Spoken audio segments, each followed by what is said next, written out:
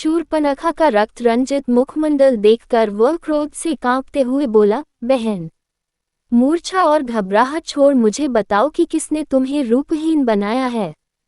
किसने आज इस निद्रानिमग्न नागराज को छेड़ने की मूर्खता की है? किसके सिर पर काल नाच रहा है?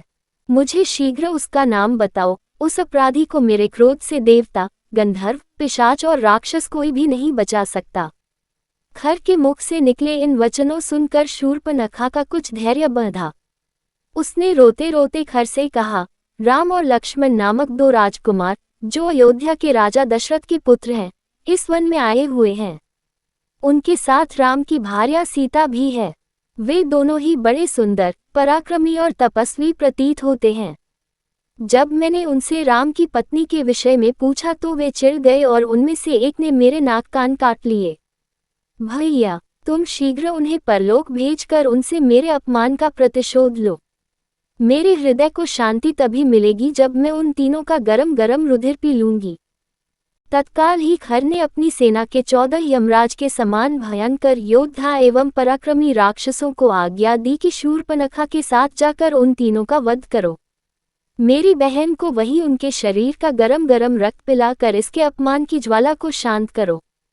खर की आज्ञा पाते ही वे राक्षस भयंकर अस्त्र शस्त्रों से सुसज्जित होकर राम, लक्ष्मण तथा सीता का वध करने के लिए शूर्पणखा के साथ चल पड़े।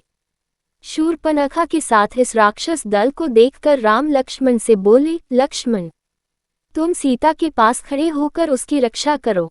मैं अभी इन राक्षसों को मारकर यमलोक भेजता हूँ। इसके पश्चात राम धनुष पर प्रत्यंचा चढ़ाकर बाण संभालकर उन राक्षसों से बोले, दुष्टों, हम लोग तपस्वी धर्म का पालन कर रहे हैं और किसी निर्दोष पर कभी वार नहीं करते। तुम सब पापात्मा तथा ऋषियों का अपराध करने वाले हो। उन ऋषि मुनियों की आज्ञा से ही मैं धनुष बाण लेकर तुम लोगों का वध करने आया हूँ। तुम्हें यदि युद्ध से संतोष प्राप्त होता हो तो यहाँ ही खड़े रहो, अन्यथा लौट जाओ। उन राक्षसों ने एक साथ राम पर अपने शस्त्रों से आक्रमण कर दिया। प्रत्युत्तर में राम ने एक साथ 14 बाण छोड़े, जिन्होंने उनकी छातियों में घुसकर उनके प्राणों का हरण कर लिया। वे भूमि पर गिरकर तड़पने लगे और मृत्यु को प्राप्त हुए। सभी राक्षसों के इस प्रकार मर जाने पर शूर्पणखा रोती बिलखती खर के पास जाकर बोली, उन सब राक्षसों को अकेले राम ने ही वध कर डाला। वे सब मिलकर भी उसका कुछ न कर सके।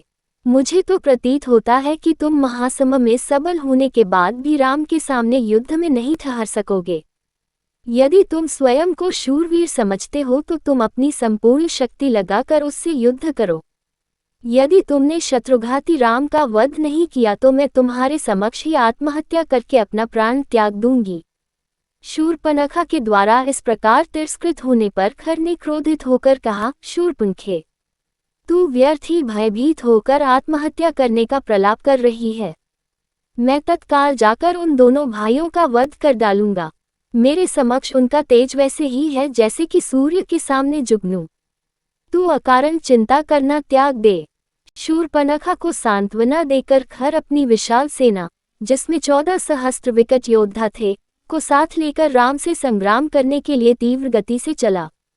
विशाल सेना के साथ खर को आते देखकर राम ने लक्ष्मण से कहा, महाबाहो, ऐसा प्रतीत होता है कि राक्षस राज अपने पूरे दल बल के साथ चला आ रहा है।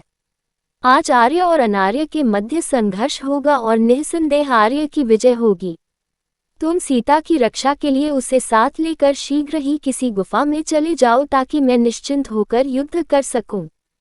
लक्ष्मण ने तत्काल अपने अग्रज की आज्ञा पालन किया। वे सीता को लेकर पर्वत की एक अंधेरी कंदरा में चले गए। अभेद्य कवच धारण करके राम युद्ध के लिए तैयार हो गए।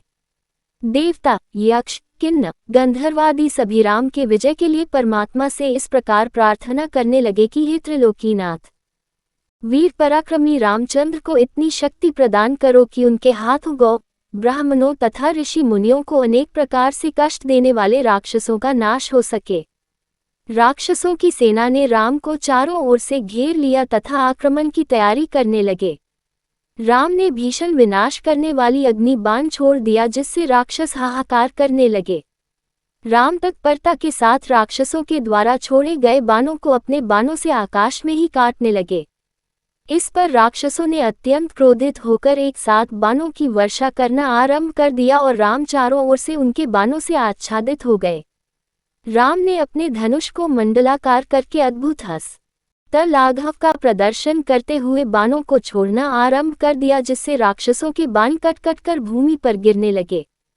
ये ज्ञात ही नहीं हो पाता था कि कब उन्होंने तरकस से बाण निकाला, कब प्रत्यंचा चढ़ाए और कब बाण छूटा।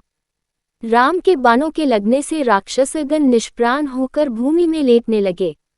अल्पकाल में ही राक्षसों की सेना उसी भांति छिन्न भिन्न हो गई जैसे आंधी आने पर बादल छिन्न भिन्न हो जाते हैं।